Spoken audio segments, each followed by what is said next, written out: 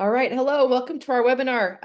This is our first webinar back from our first webinar of 2025, believe it or not. I think the last webinar we had was with you, Lisa, on a much different Correct. topic, and that was the holiday giveaway. Yes. So we're back today. This is this is a very probably emotional topic, but an important one nonetheless, and one I think people appreciate having this exploring this avenue because it's just something that we never covered a topic like this, but it's one that it goes hand in hand with being a pet parent, and so I want to just start by welcome everybody, and I'd like to continue the tradition of what we were doing last year, and just kind of if you could pop in and say in the chat where you're joining us from. It's nice to see our online bird community and where everyone is coming from. So let's see here. All right. Yeah, everyone's kind of coming back. It's kind of exciting to man, at 2025 already. And this is our kickoff webinar. All right, there we go. We got people coming from Alaska, Minnesota, Kentucky. Welcome everybody. Thank you for joining us today. And Lisa, you have a share for us as well. So Yes. I'm just gonna grab my little hanky over here, my box of tissues, because it's an emotional topic, but we'll get through it. So and it's an important one. Again, I'm gonna reiterate that. So we're all a bird community, and we all support each other. So so with that, I'm gonna why don't you take it away, Lisa? Okay. Just give me a second to pull everything up here.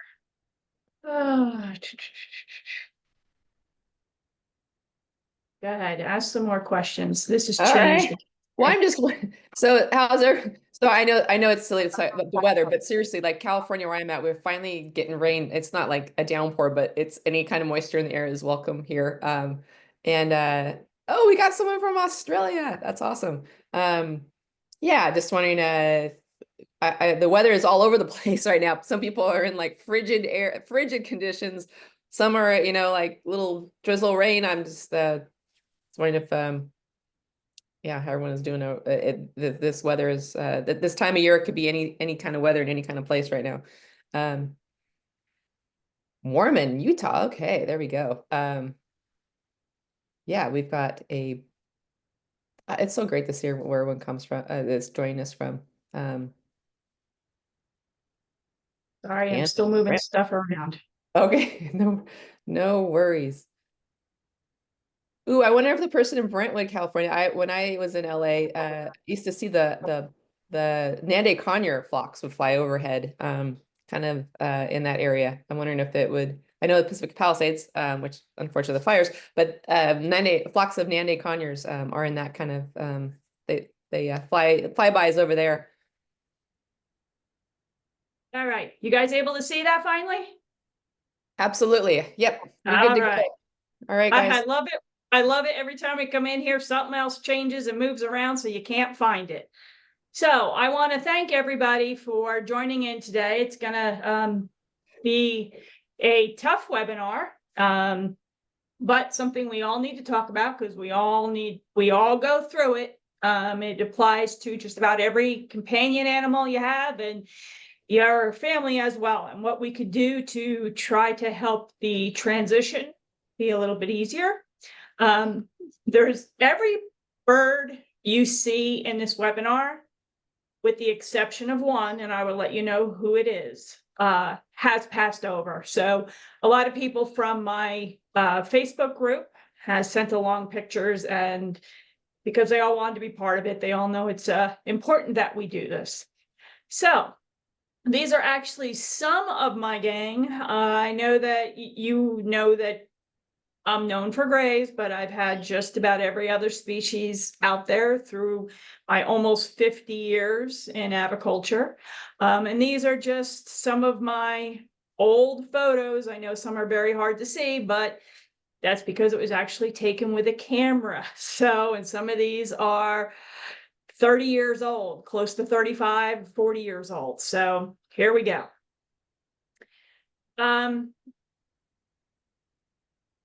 There's going to be a poem at the end, which I am not going to read, but you might want to grab your glasses if you need them for the computer. I will do the slides slower so you can read some of it, but I highly suggest everybody go through this that needs to. Again, slow it down where you need to, pass what you want, but there's some very valuable information in here.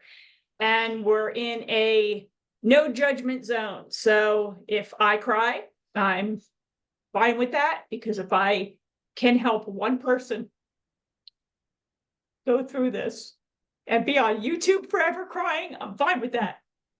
So here we go. How do we prepare for when we pass, for our birds to be taken care of? There's a lot of things to think about. And we always say, oh, my kid's going to take them, or, you know, my neighbor said they would. You really have to look in and figure out where you're going to go, or where they're going to go, the proper way to get them there, and make sure they have the funds that they're taken care of. So that's actually my Samson Bell. And he died in 2002, and he's kind of what started all this, you know, crazy gray stuff at the house, and me learning everything I possibly can. He died of aspergillosis, and I'll talk a little bit more about that, but I wanted to point out right here, this little white spot here, that's actually an air sac cannulization they did on him. That's a tube that helped him breathe, and he had several of them because the aspergillosis was in his throat and he couldn't breathe around it. So again, it's because of him that I've tried to do everything I could. So when we prepare for when we pass, there's a couple things you have to think of. Will your bird go to a rescue? Will it go to a sanctuary? Will your bird thrive in either environment? Do you know how the sanctuary is set up to continue after the current owners are gone? Now, I could say, all right, I'm not 501c or whatever it is, 503c, whatever. There's a lot of people that do it right. I'm just using this as an example. So I could say I'm a rescue or I'm a sanctuary, which I am not. And the birds can all come here. But what happens to them all when I die?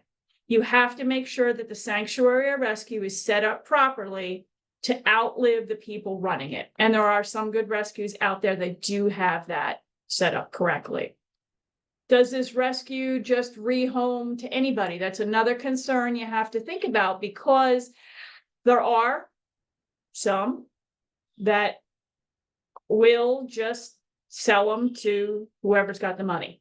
That's not what you want for your birds. So again, research is really important.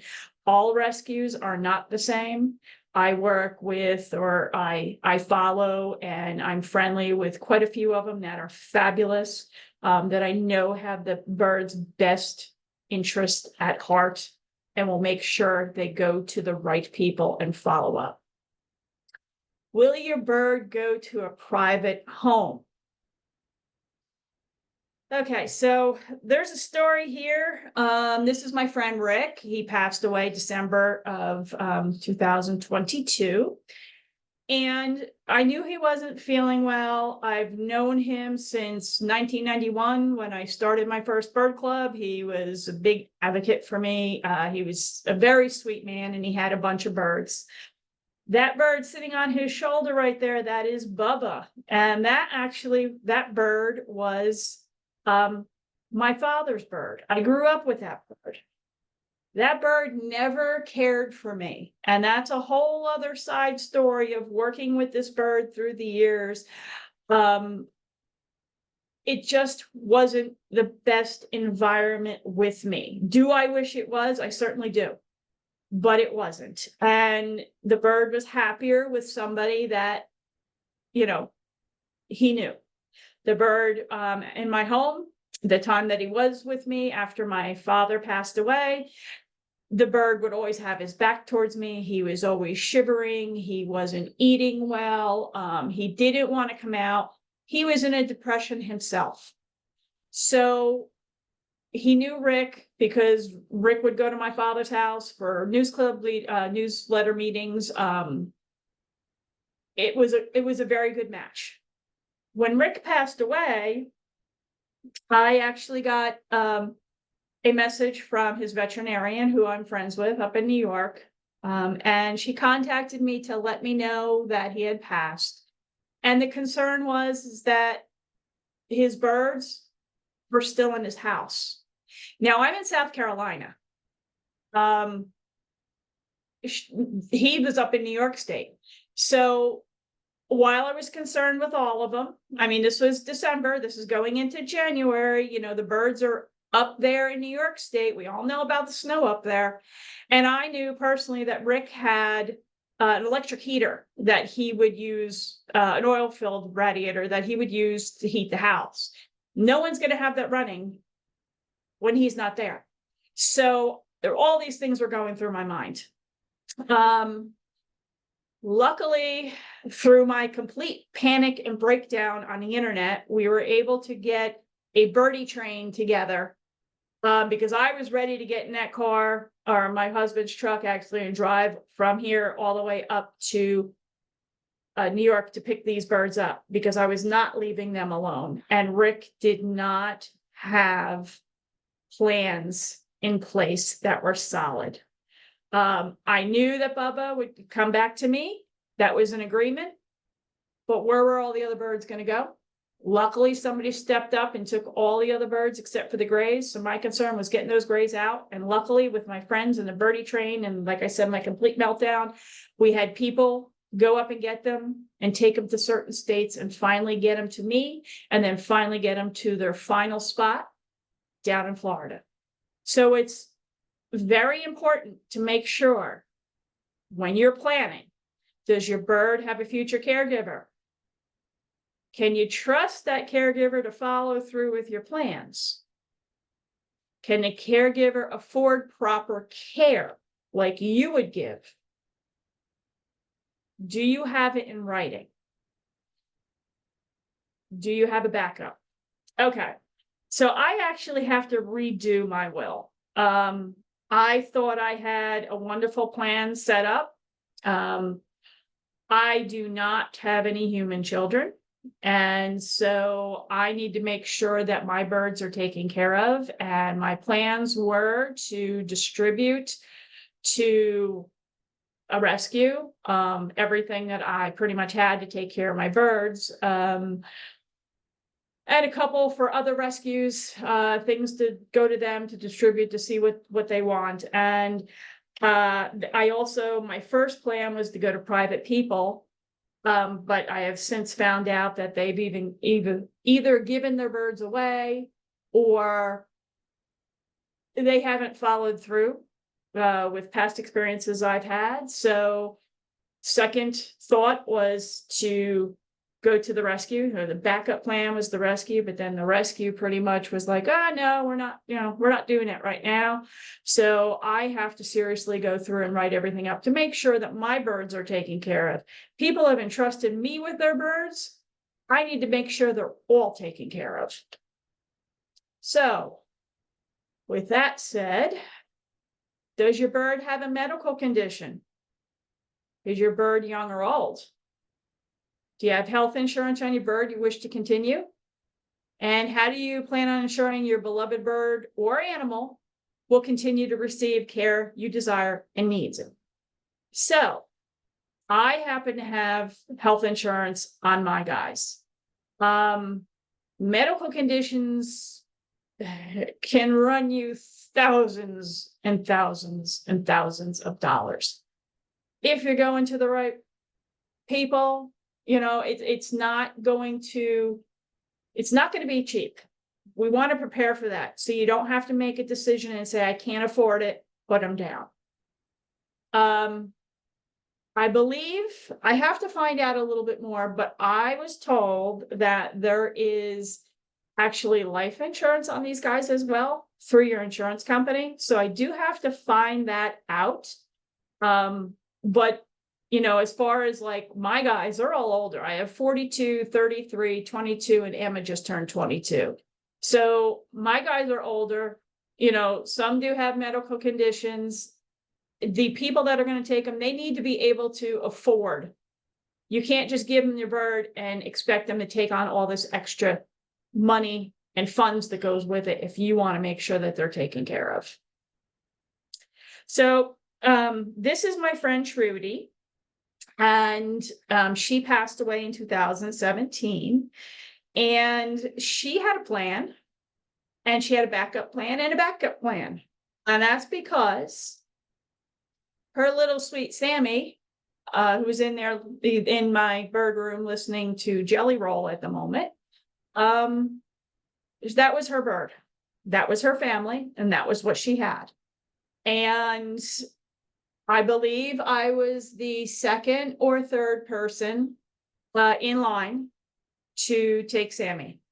And I did it in a heartbeat. And she is an extremely sweet little girl. But it was because Trudy made sure people knew her wishes, her desires.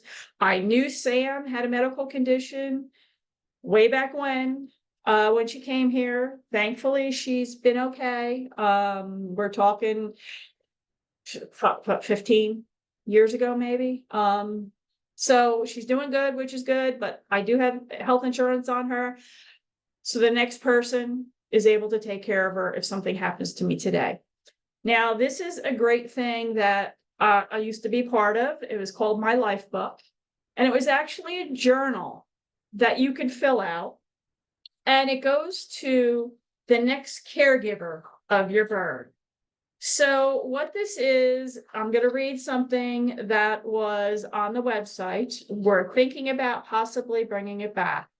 It says, I'm your new pet bird, your lifelong companion. This is going to the new person.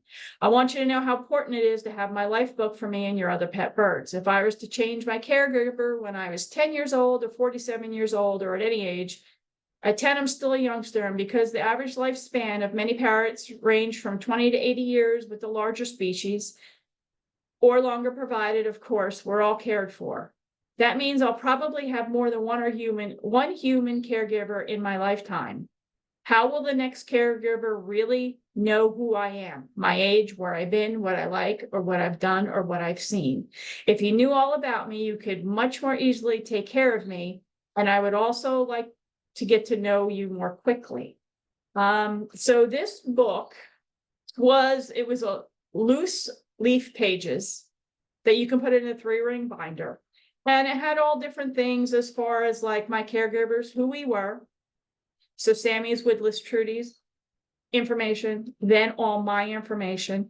What her cage, what she likes to eat, if she's groomed, what you do, medical history, and all about me. So that was what I printed out. It was supposed to be just the top up there where it says, what's all the squawking about? It's all about me.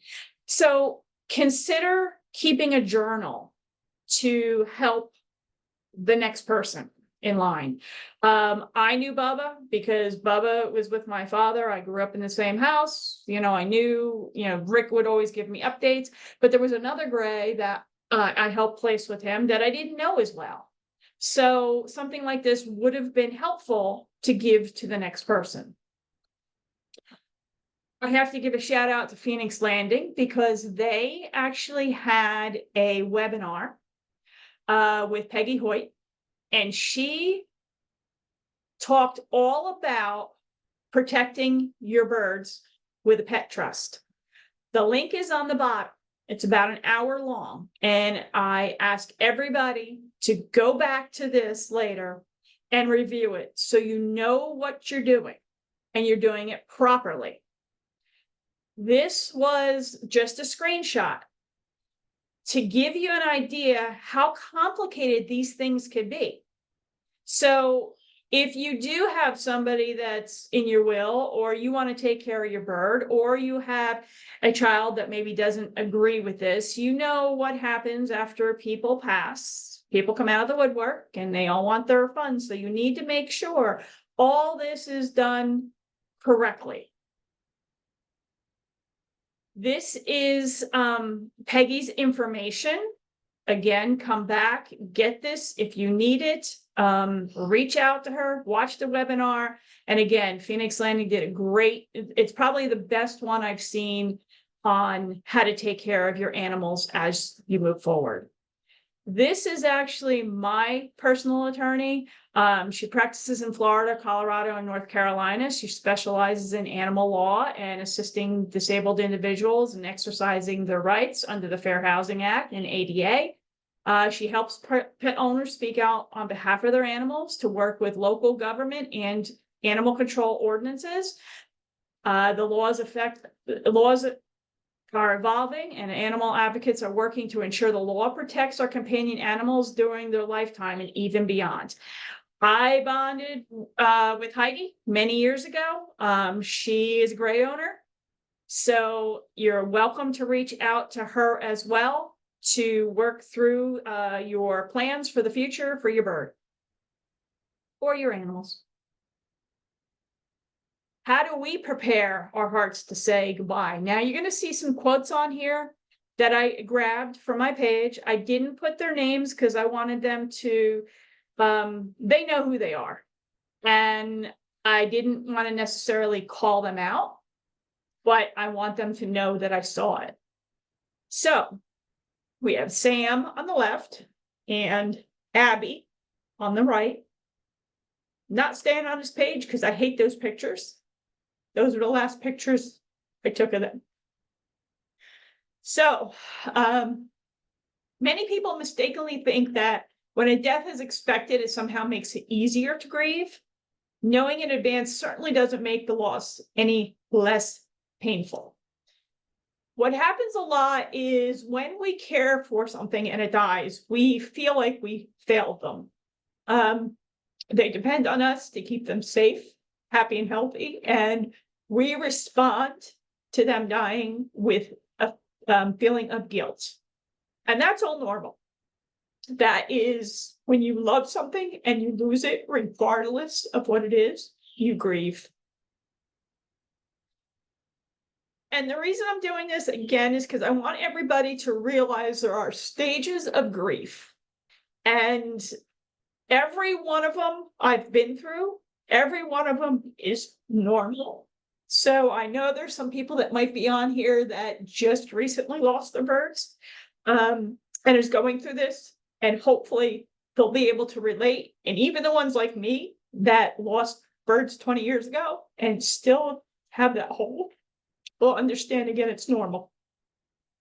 And I also wanted to say that with my experience of having birds, having bird clubs, having a bird store, and doing behavior consults, the majority of people that have birds are going to be either childless couples or empty nesters.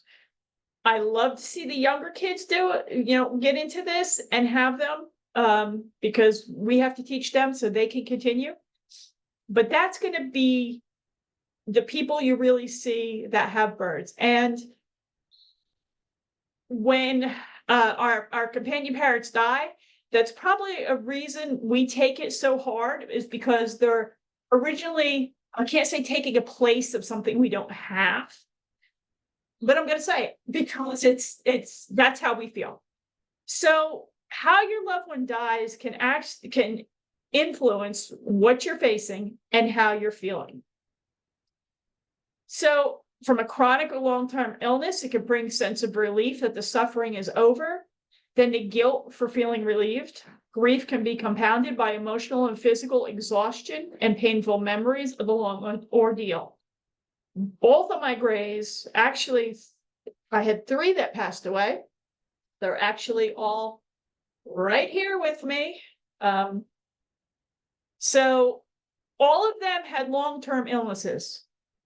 And I guess when that happens, you're always thinking, all right, I can beat it.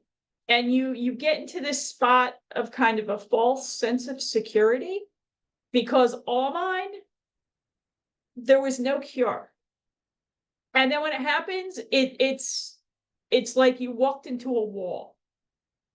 So saying that you could prepare yourself for that, I wish I could tell you there's something you could actually do, but you still feel that great sense of grief.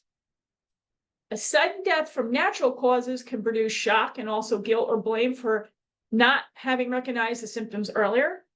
Anger is very common with this type of loss, especially if people wake up in the morning and they find their bird in the cage in the morning, or their bird got out, or another animal in the house went after them. So a lot of questions, a lot of things you can think of. A lot of scenarios go on, and you see a lot of anger with that. An accidental death can cause tremendous emotional shock, and it lingers for a long time. Whether it's caused by humans or natural disasters seems unbelievably random, senseless, and unfair. I know.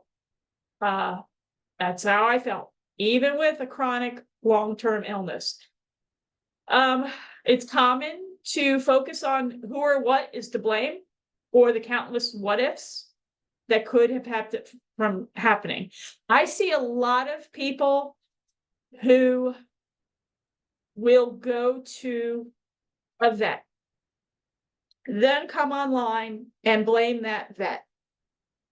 That is a horrible thing to do, because the vets take a vow to take care of your animal. They're doing the best they can with their resources. I know and have had magnificent veterinarians through all the years I've kept birds, and yet I've still suffered loss. It was not because of something they did.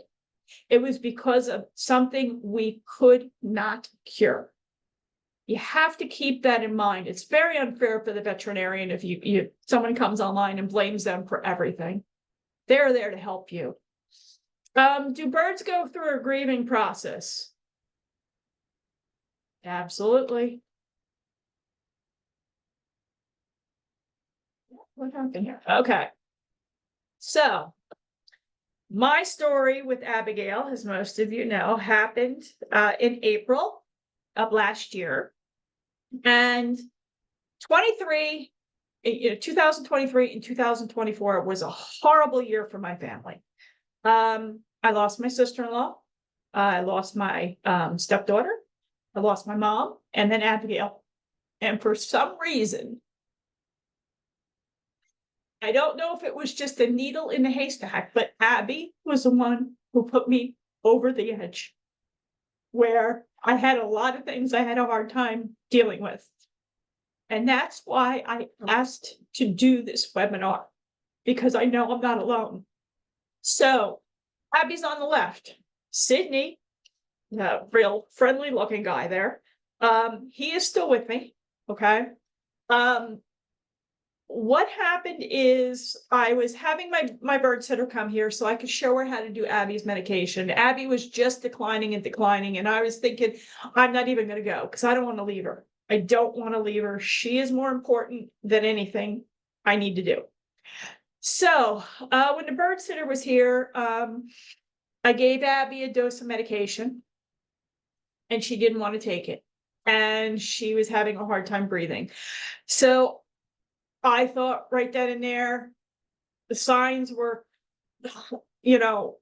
horrible from the weeks prior. I knew it was the end. So I called my vet. I told her now's the time, and called my friend for a ride because I knew I couldn't drive. And I was going to take Abby up there. My friend came, got her, got us. We started our travels. We didn't even get out of my neighborhood, and Abby passed. Prior to Abby passing, prior to getting in that car, I took Abby around to all the birds in the house. And I was able to hold her without her biting me, because she was good for that. But I was actually able to hold her like a little football in my hands and go around and show everybody, kind of explained it to them. And off we went. When I came back, I did not bring Abby back home. We went to the I guess it's the mortuary. And with the same place my mother was cremated a couple months prior. Took Abby there and, sadly left her there to get taken care of. And I came home and I went in and I kind of talked to everybody. And then I turned around, packed my bags and left. I don't remember if it was that night I left or the next morning. I think it was the next morning. Left to go to Phoenix Landing event that I was covering for Lafeber's. And I was up there. Everybody was fantastic to me. They knew what happened. I came home and my husband said, Sydney, the one staring at you, was unbelievable all weekend long. He did nothing but scream non-stop. Okay. When I got back, I don't know how he was sleeping in between all that screaming. Was he screaming for me?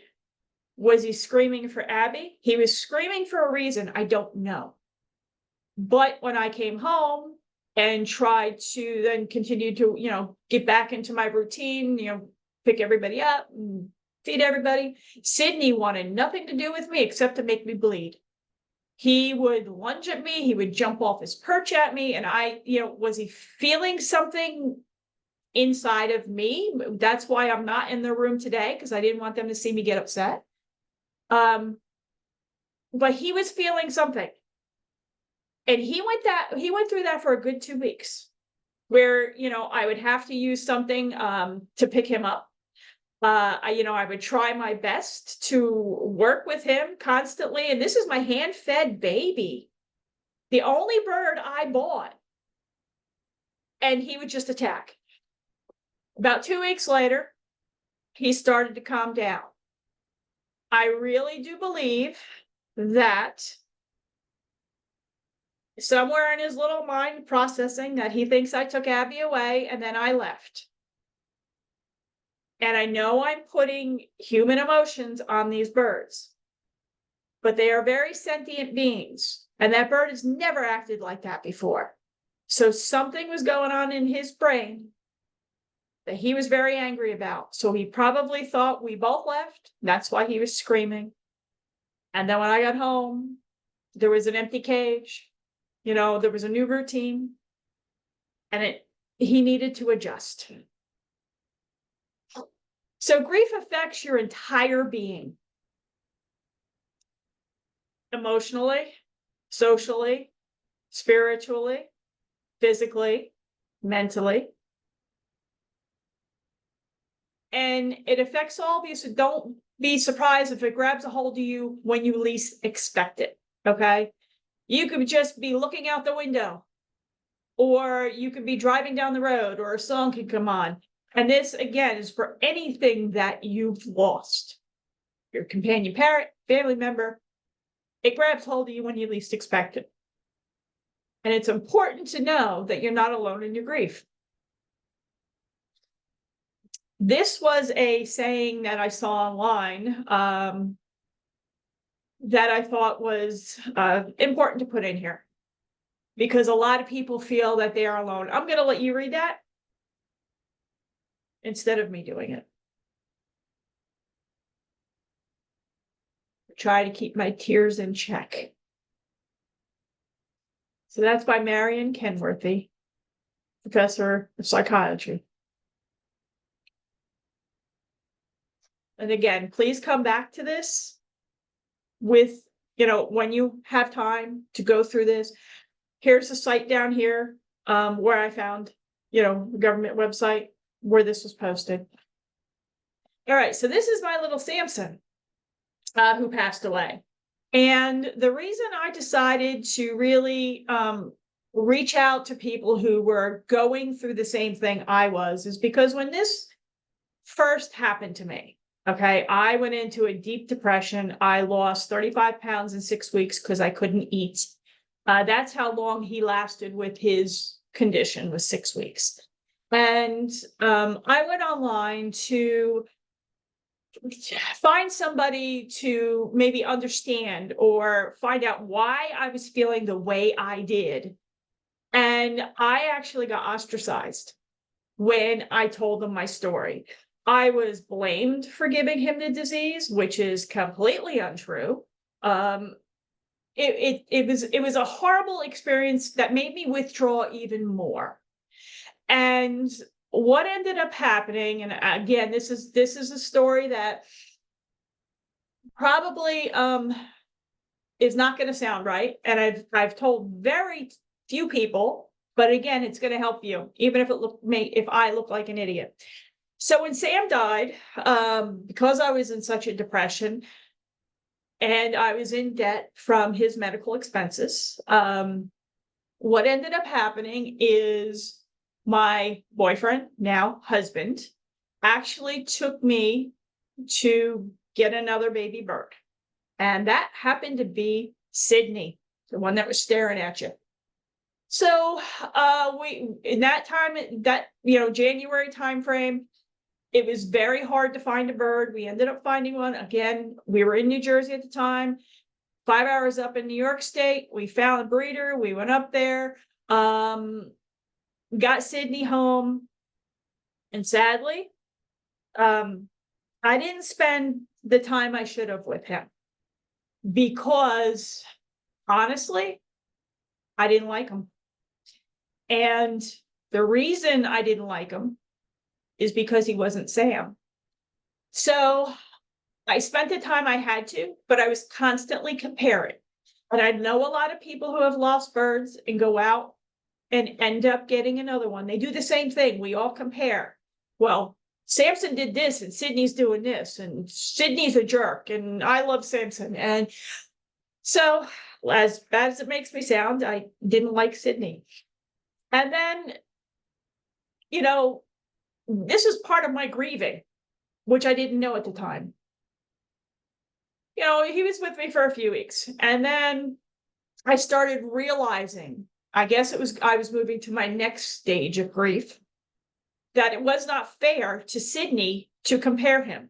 Sydney and every other bird that you bring in, especially if you have multiples, you realize they are completely different. Just like every human being out there, we're completely different. And you can't hold it against one for not being like the other. I did that, and it's not right. And even though, Sydney has been a handful through the years, and Sam was such a sweet, outgoing bird, I've learned to love Sydney for his little nasty little looks like you saw, and his opinions and his thoughts. They're different. I love them for different reasons. This I was supposed to be actually playing when I was telling you my little story there. So these are some people's birds that have passed away. And when I was doing this, I realized that 2024 was a horrible year for a lot of us. And I didn't realize the dates because I was in my own thing, to realize so many people on my page, on my Facebook page, my group, has lost birds.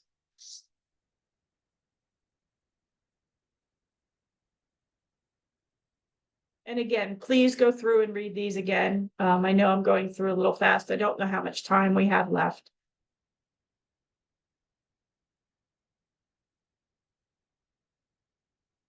And these are words from people themselves. So you have the 3 ends of grief. Grief is normal because it's how people respond to a personal loss. It's normal to expect people who've lost someone they loved to be deeply affected in their loss. Now, again, this is all from, this is actually from a book that was sent to me once my mom died. And I actually started reading them after Abby died. There was only a 3-month difference. but that's when I started reading it. Grief is natural. It's a completely human thing to do. We can't avoid grief. It's built into us. We've been created to grieve just as we've been created to love. With love, and when we lose something, we love, we grieve. Grief is necessary. Grief provides a healthy way to cope with the loss and everything it means to us. Trying to ignore grief won't work, and it'll only make the grief last longer and cause more pain. I know. So we have the 7 stages of grief.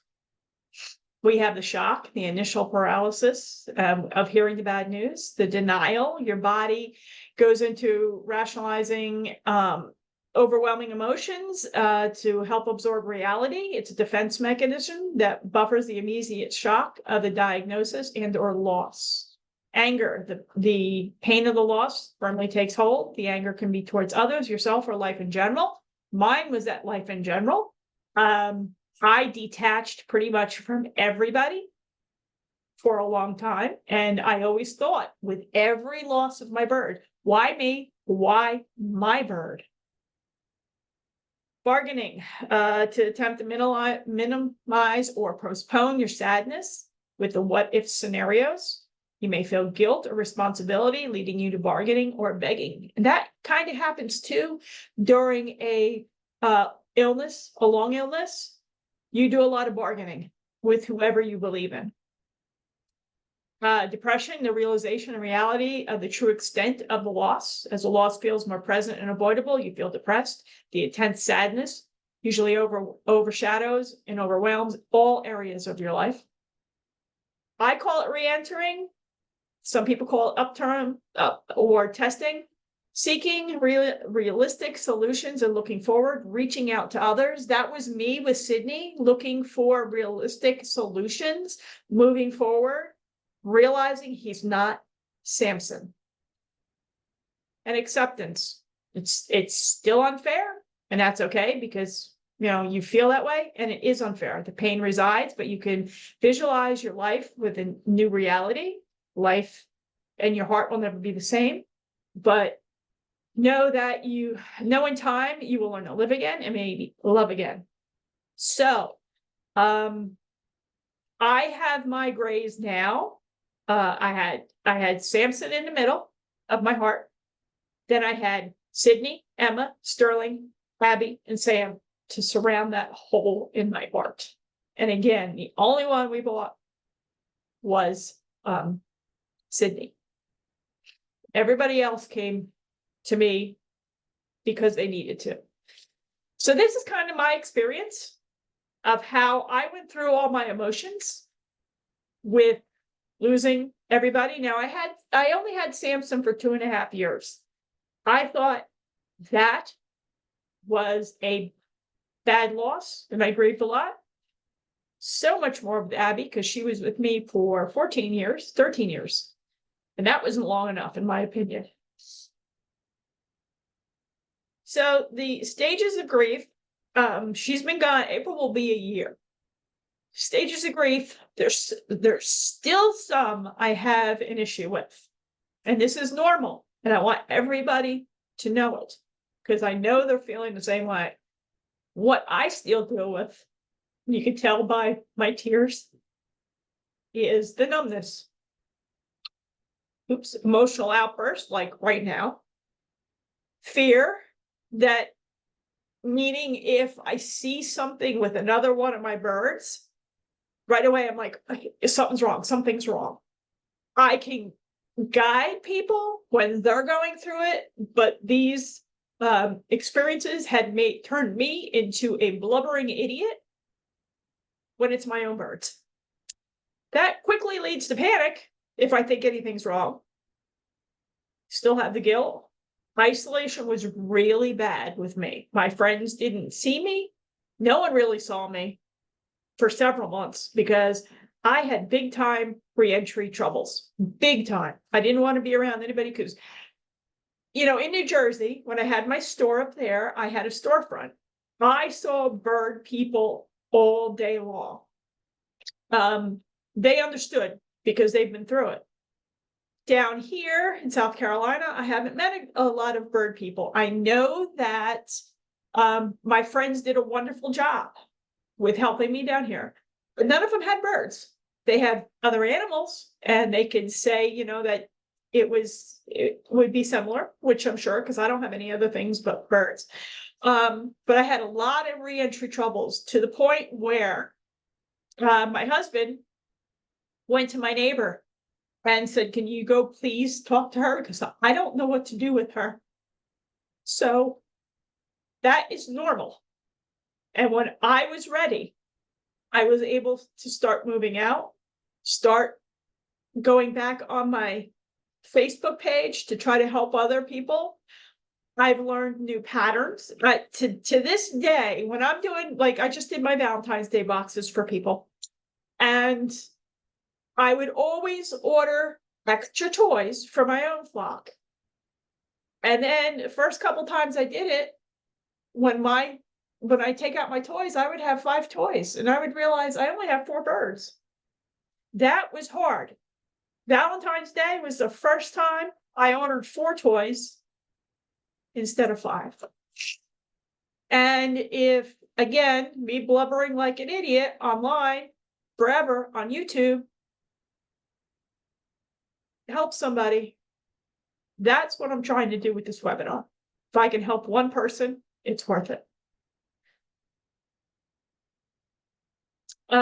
This is another poem to go back and look at.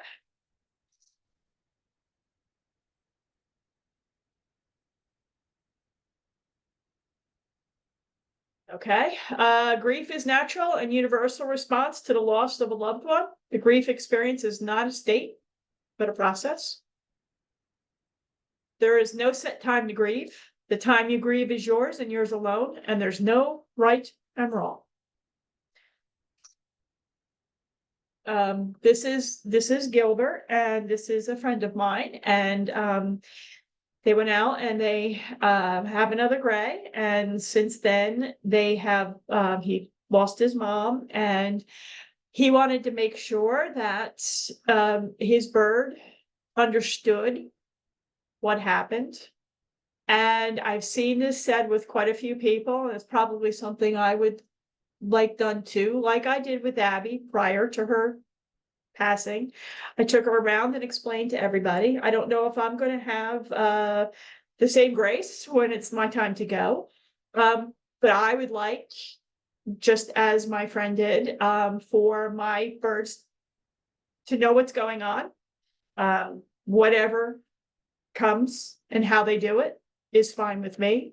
And his new little gray and him have a great relationship now, and they helped each other through the loss. So grief is not something you get over. Grief is something that you walk through with the help of friends.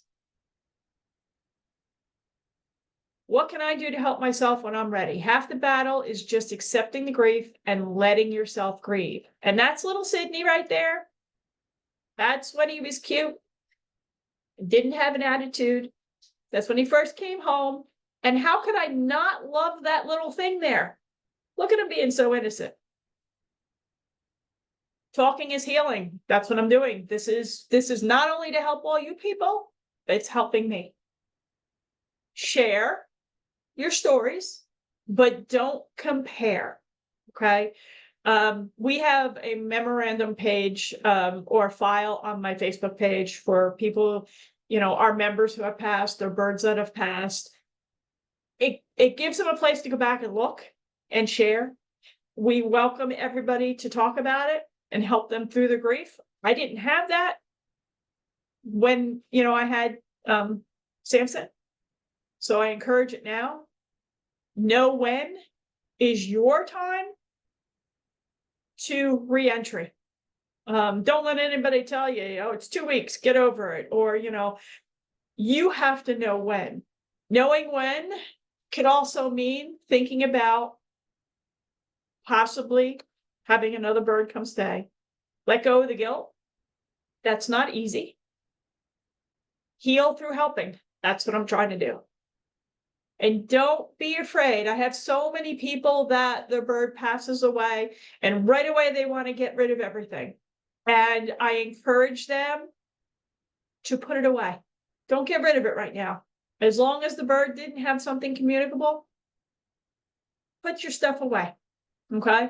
There might be a time down the road where you want to bring another bird into your house, and you could shower that companion with the same love you gave to the one that passed. And that's really ending up being a beautiful thing. You're helping them heal from whatever they lost, and they're helping you heal from what you lost. That hole will always be in your heart, but it can be surrounded by joyful things. So grief is like glitter. You can throw a handful in air, but when you try to clean it up, you'll never get it all. Even long after the event, you will still find glitter chucked everywhere. It'll always be there. So, a lingering question that a lot of people have, and I talk to people all the time online, is the guilt they have and the questions they have of what they could have done different. And I always tell them, you have to stop, because you're never going to get that answer. You can't beat yourself up. So try to think of the positive things. We can't change what happened. And the what ifs. What if I did that? What if they did this? What? Doesn't matter. It's not going to change things. So don't beat yourself up. Let that go. Another thing I can tell you, and this is actually going to be the end. I don't know how much time we have left. This is actually a quote from Brooks and Dunn. And it's perfect that Bogey's person sent this to me about looking for signs, because the signs will be there. I don't believe they leave. That's just my thought. But if you look around, if you have other birds, they might pick up their voice. You might have other things happen that have no explanation. This is from humans down to anything that you love. I still believe they are around. Now, this next poem, I urge you to come back and read, because it's long. There was no original author that I could find. When I found this 20 years ago, this helped me with Samson's passing. I have this on my page. I send it to a lot of people. You need to read it when you have time and when you have the strength, and it will help you. And there you go.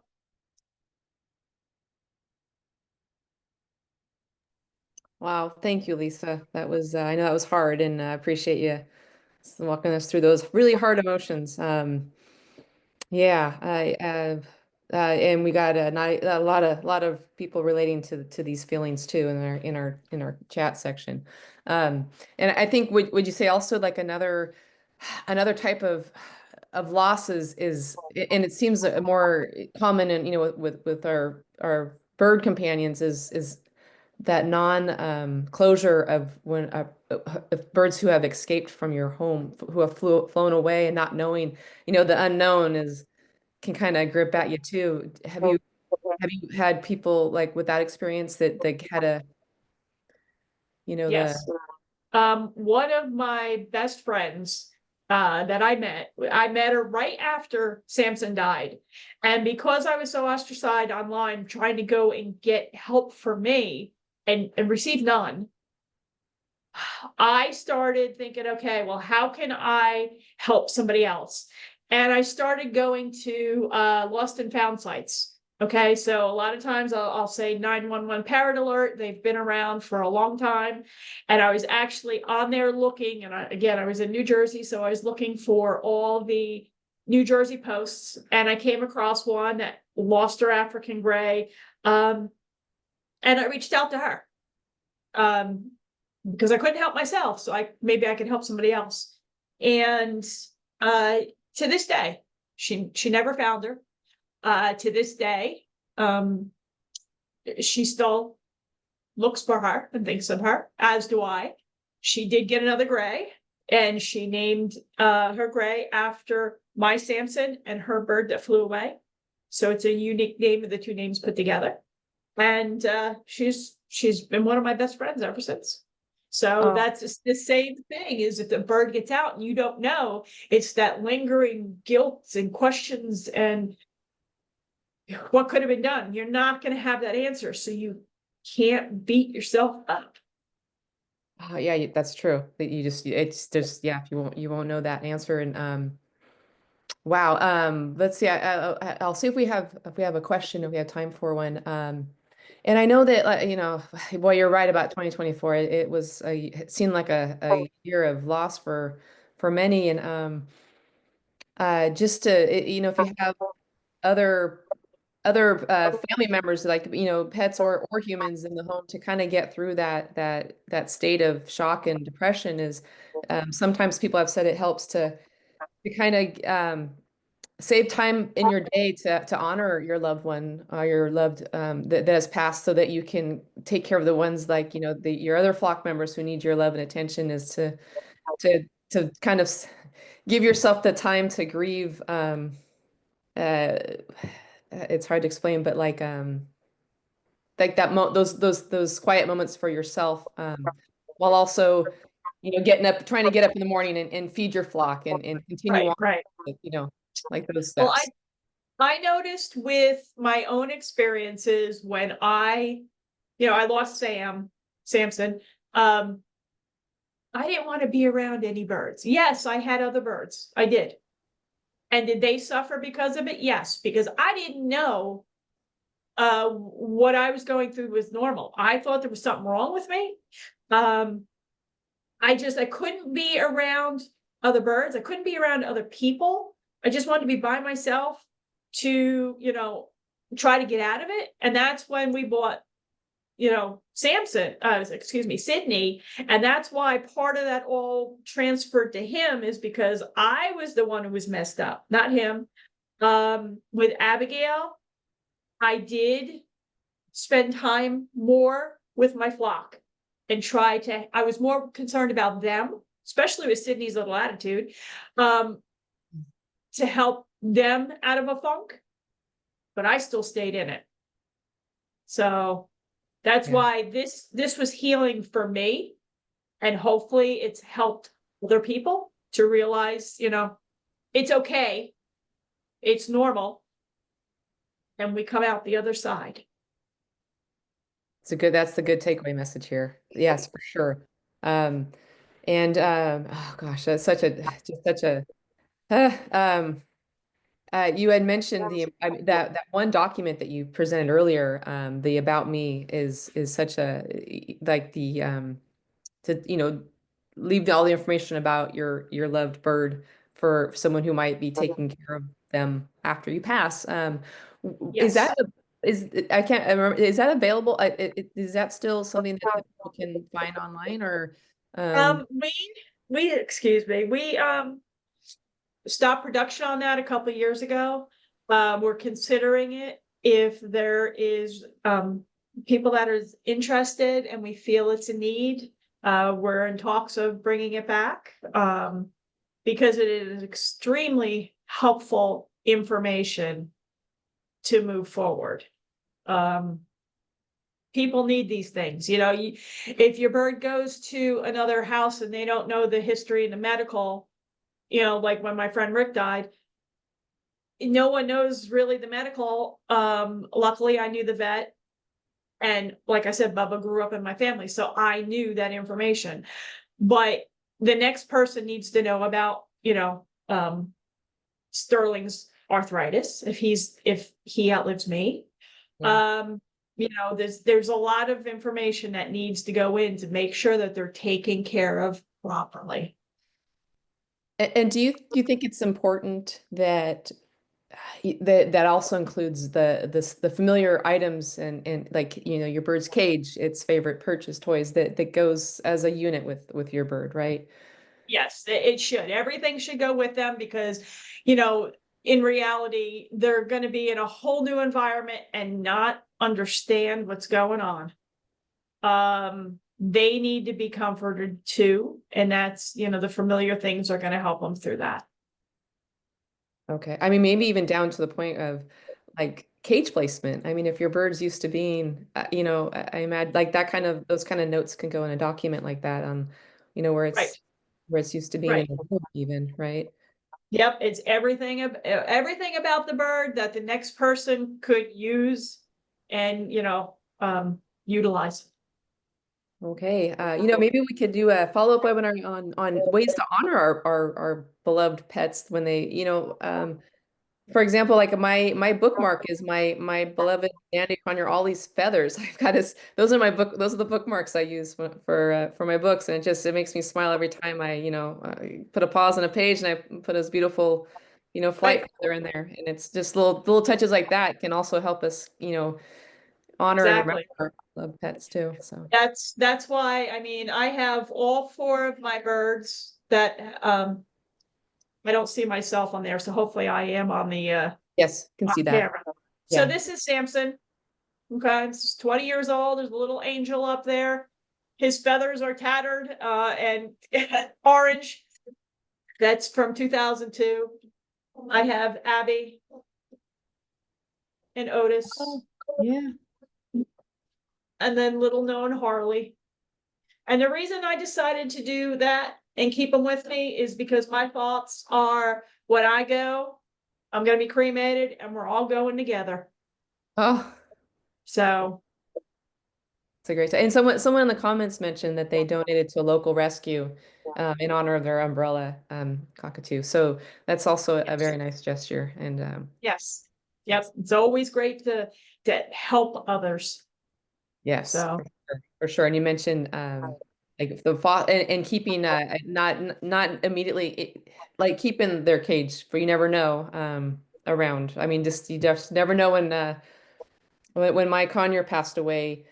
Kept the cage and everything, and then a couple of years later a little budgie flew into my life, and he's and you just never know, and I wasn't expecting him to come, but he did, and so now he's yeah. right. Mm. Well, right now I have 8 carriers.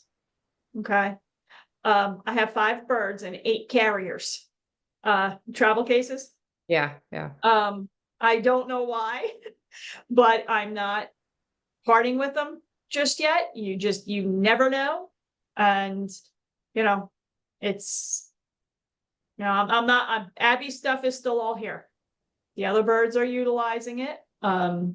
You just never know. My husband wouldn't be happy to hear this, but I am in a couple people's wills, and I always stick to what I say I'm going to do. So maybe someday down the road, the things will be utilized. I saw somebody ask about taxidermy. That's something personally I would not be able to handle. I have paintings. I'm gonna take you over here. Again, I can't see myself. So for instance, hopefully you can see this. Yes. This is Samson's little memorial over here. Okay. Oh, wow. Okay. Over here, we got Abby's. And somebody did a painting for me of her. So every night the birds come in and actually they go over by her, and Sam actually leans into her, and Sam has the saddest look. So I know she misses her. So Wow. this is Abby's stuff. So this is good for me. Oh, that's amazing. Yeah. So the taxidermy, if somebody can handle that. I don't know how, if they had other birds in the house, they would handle it, but if they can handle that and that's what they'd like to do, and that gives them peace, that's what you need to do. Okay. Yeah. Wow. Okay. Well, we got you soldiered through that topic very admirably, and appreciate you sharing. It's a painful topic in many ways, but it's also one that it's good to share. And we're a community here, so we all feel you, and we all support each other here. And you offered some very, very good takeaways, and appreciate it 100%. Thank you, And Lisa. I appreciate you guys allowing me to do the topic, because I know it wasn't going to be easy, but it needed to be done. Yes, for sure, for sure. Okay, so wow, what I mean, that's an important. We're starting 2025 on a very important note here. We're going to be back next Friday with Dr. Stephanie Lamb, and she's going to be talking about enrichment. So enrichment opportunities, Dr. Lamb will be covering that both for companion birds, and then if you also have breeder birds as well, they need enrichment too. And with Dr. Lamb, her webinar will be at 11, sorry, an hour earlier. So for my time, for example, is we usually have at 12, it'll be at 11 my time. That's the Pacific time. So it'll be an hour earlier than our usual webinars next Friday with Dr. Stephanie Lamb. And again, I just want to wish everybody a wonderful weekend. All the best in your flock. Lisa, thanks again for joining us with this topic today. And all right, everybody, have a wonderful, safe, awesome weekend. Till next time. Bye.